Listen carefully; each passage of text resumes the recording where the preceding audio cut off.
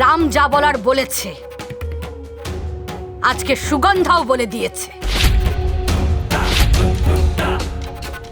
আর আমি মাথা নিচু করে চুপচাপ ওর কথা শুনে গেছি, শুধুমাত্র তোমার জন্য।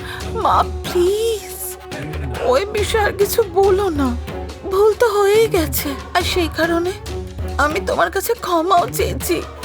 এমনিতেও চিকিকে বাড়ির চাকরানি বানাবার প্ল্যান তোমার ফেলই করেছে, সেই জন্যই তো আমাদেরও কিছু ভেবে বের করতে হলো।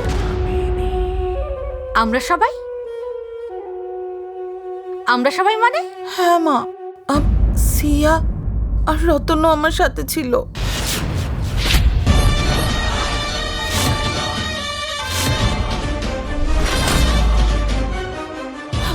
আর সব দোষ আমার উপরে এসে পড়লো, আর সবার সামনে আমাকে বকা খেতে হলো, আর সব বকা আমি একা খেলাম।